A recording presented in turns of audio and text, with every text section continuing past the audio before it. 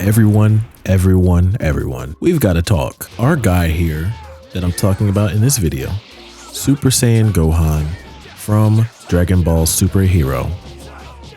He's got some problems, and this might not be exactly what you think it is. Now, if you think that this is going to be a video of me complaining about things that I find wrong with him, it's actually not. You're actually going to be pleasantly surprised by what I have to say. So I'll start with one of the first things. He has some crazy competitions within himself to keep up with. Now, the reason I say that is because he's got people to live up to. Like, first off, the big elephant in the room, his final form within this stack of Gohan right here. He has to follow, or not even follow, he has to precede Beast Gohan, the broken one. And what happens when you have to follow, well, not even follow and act like that, but keep up with one? He, like, I don't know if you understand, like, Beast Gohan right now is one of the most broken characters in the game. Probably one of the most broken that we'll have in a while. Now, I know it all depends on who uses them and how you use them. But when using Super Saiyan Gohan, I've actually found him to be the perfect character, or at least one of the perfect characters for my playstyle. And I'll tell you exactly why it is that I believe that, but let me just show you the disparity in what it is that this Gohan has to actually keep up with. Now, please pay attention to the left side of your screen here. This is how the stats of our guy Super Saiyan Gohan from Super Hero looks. As you can see, they're pretty balanced. You know, he's not weak by any means. However, when you compare those stats to Beast Gohan's, things start to look very interesting here. Now notice how much more attack power we gain. HP is obvious, but also special attack. Ki stays about the same, and so do our combos, ironically enough. Now, I don't exactly know how these things affect the game, but one thing I can tell you affects game is attack. That's one thing I can say for sure controls a good component of how much damage you're outputting at a time. Now, you could be a combo master. You could truly be a combo god who really earned, and I mean earned, that banner title that most people you will see have in their name. You see how this guy has Fearless Hero in his? You might be that actual combo master who's been playing this game every day. And rightfully so. You got it down. You got that. But when you're using Beast Gohan and you've just done you've just dealt 15 hits in a matter of 2 seconds, yeah, that's when things start to become easy. Now, there is a contrary to that, and the contrary being that it's easy to super counter something like that, which I agree with. It's hard to super counter, you know, essentially the standard combo speed like our guy Super Saiyan Gohan has right here. But man, oh man, when you have something like that to follow up with, like even when it comes to Ultimate Gohan, and I'll put his stats up on the screen now, he's got tough stats to follow up with too. You get a boost, and you're just coming off of one component here, his skills. These skills that Super Saiyan Gohan possesses make him an absolute unit in this game. And the thing about it is you can play like you have unlimited ki. And why is that? For the infamous full power charge skill.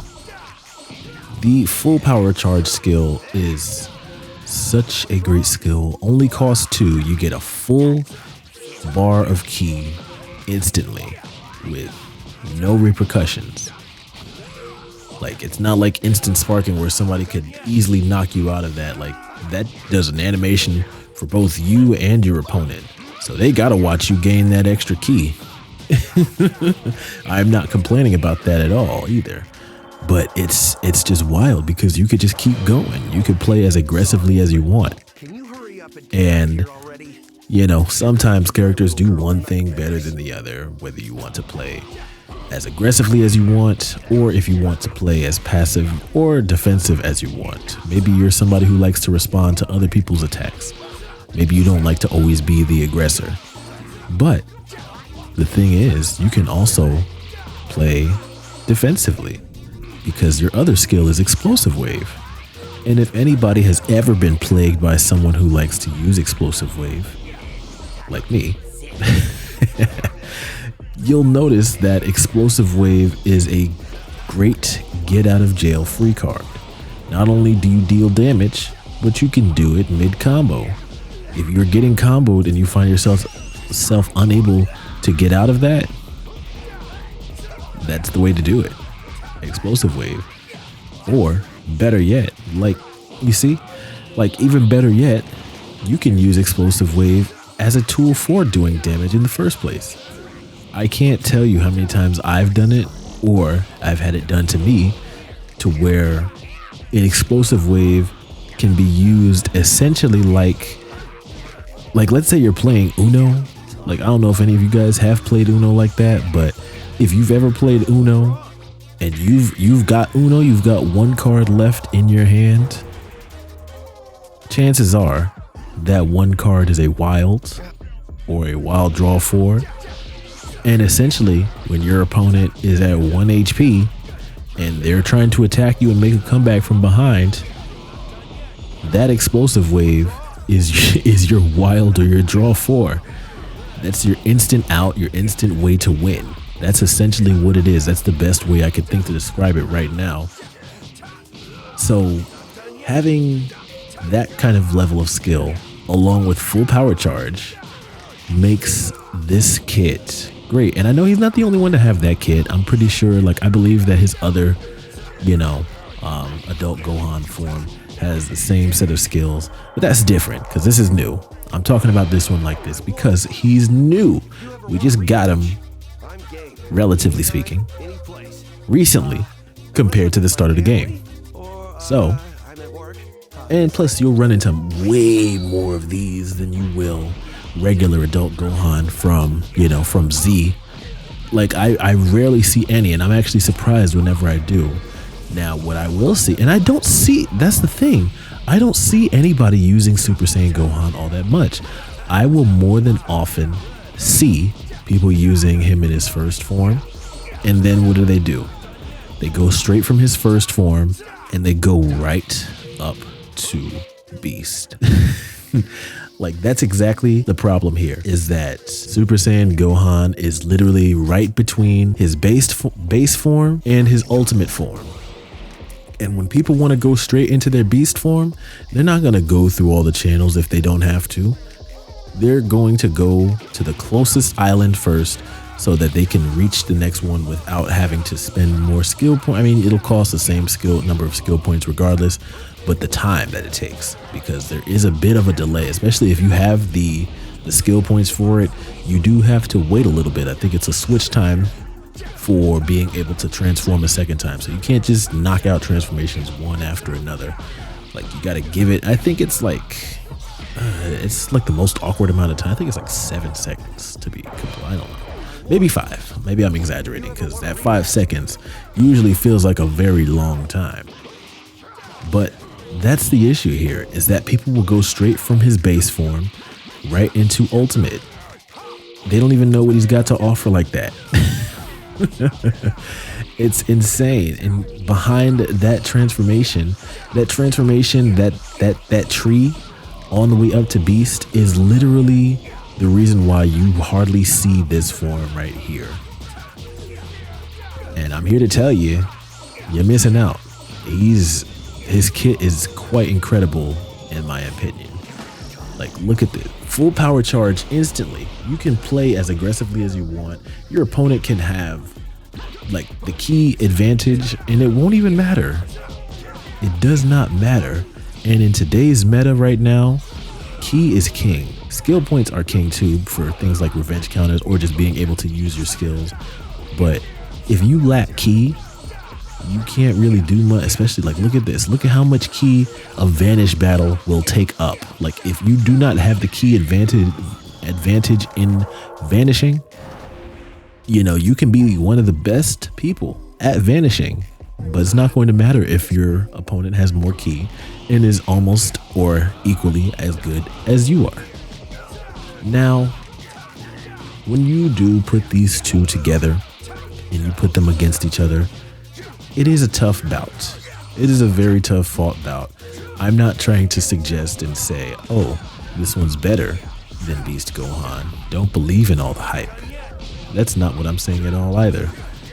Because, you know, you guys seen the stats. I could be using each of them right now and have very interesting results. Probably similar because, you know, again, it feels like you're playing the game on easy mode when you are using Beast Gohan or, you know, any of the fusions, specifically the Gogetas and the Vegetos. And I mean, you know, Kefla's no slouch either. She's actually really good as well. Very heavy attack power. And in some cases, actually kind of hard to hit. That's something I can discuss in another video. But having wild sense is also something, like, you know, people these days are getting better at vanishing it. Sometimes I have my moments where I do. But even still, just being able to get a free vanish is another thing. But the only place where that differs between that and explosive wave is that it cannot be applied mid-combo. Now, of course, if you aren't aggressively trying to spam that explosive wave, chances are it's not going to happen. And that's one of the pitfalls. That is one of the pitfalls.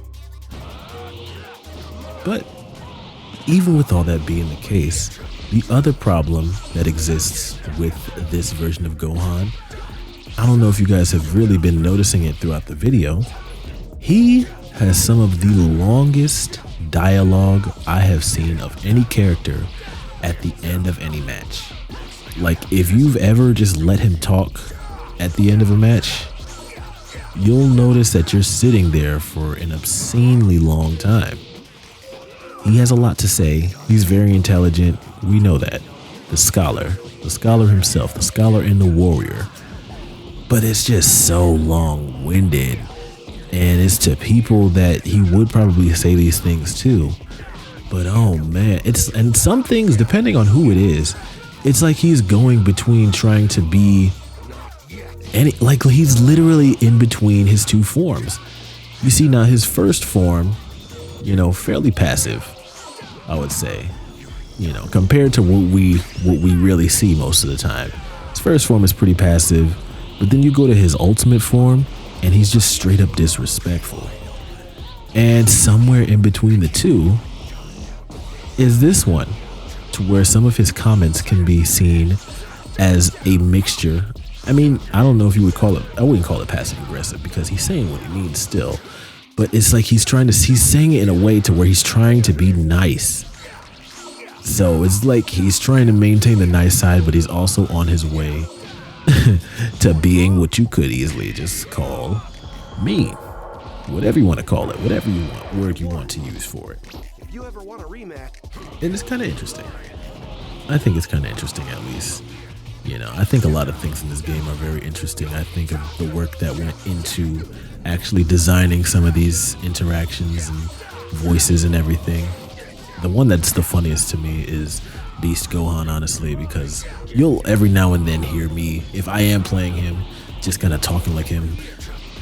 I never imagined I could be the strongest guy in the world. Like, you'll hear me doing that every now. Beat it. I never want to see your face around. Like, you know exactly what I'm talking about. And then there's the other thing when you're getting like when you combo Beast Gohan in the back.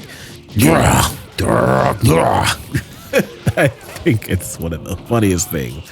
But he's a beast, and he sounds like a beast.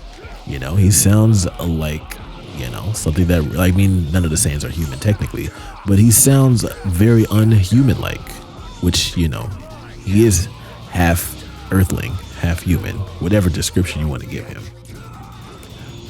But it's just very interesting. It's all just very interesting. And as far as his actual attacks go, you know, he's got great rush chains. Now, my biggest problem as far as his rush chains do go is the step in rush chain. Nobody, and I mean nobody on this platform, nobody on this console, nobody that plays this game really appreciates having key cannon as a step in move. And why? I find that being the best way to drop combos. Like if you want to drop a combo, you use that key cannon. Key cannon will help you drop that combo immediately, quick, fast, and in a hurry. And you know, some people are really good with it. Like, you know, I think that's the only thing for some people that will actually destroy their thoughts of using Super Saiyan 4 Goku from GT. And I actually am going to have to start making that clarification soon, because I'm pretty sure that we should be getting that in some DLC when the time comes again. Who knows when that'll be? Probably, I don't know, that'll probably be in like 2028 or something. Are we still going to be playing this game? I hope so. We'll see. It depends on how content goes, because right now, content is like, it's been kind of tough right now. I don't know if you got, like, I've had a lot of people, and by a lot of people, I mean like 3 people comment and say, wow, the fall off is crazy. Like, I've only been anywhere to fall off from for like a few, maybe like 2 months. So, you know, it's kind of crazy. It's kind of saddening. I've actually been trying to really push through that. And I noticed that my videos will probably get like maybe no more than 20 likes. So if you guys feel so compelled and you've gotten this far in the video, drop a like. It would really help out. It would really help these videos get out to more people, because I want to continue making them. I absolutely love like Dragon Ball Z and the games. Like, you know, I've been a fan of the games ever since I got my first PlayStation 2 and had every single Budokai Tenkaichi. I was just hooked. That was all I cared to do.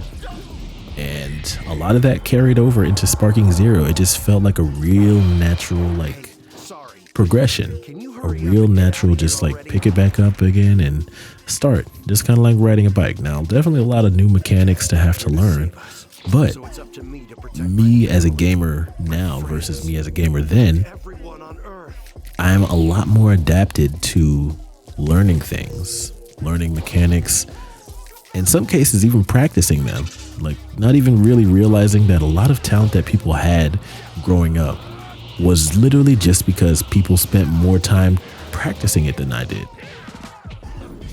And that's one of the things that you learn just from growing up, honestly, is that everything is all about practice and putting those things into action. And that's the reason why I continue to make YouTube videos, even especially if they aren't really working out the way that I would like for them to, is because I know that if I just continue to put the reps in, that it's going to pay off. I've already been at this for about 3 years, where I bet nobody here knows I used to play Fortnite. And I used to make content, well, not even really full-length videos. Like, I tried a few full-length videos, but, you know, I was way less adapted to what I'm doing now. I just could not get anything to stick to the wall at that point. I was making shorts. I've probably edited and posted maybe like 500 shorts on it. They are all privated now because I went straight all in on long form gaming videos.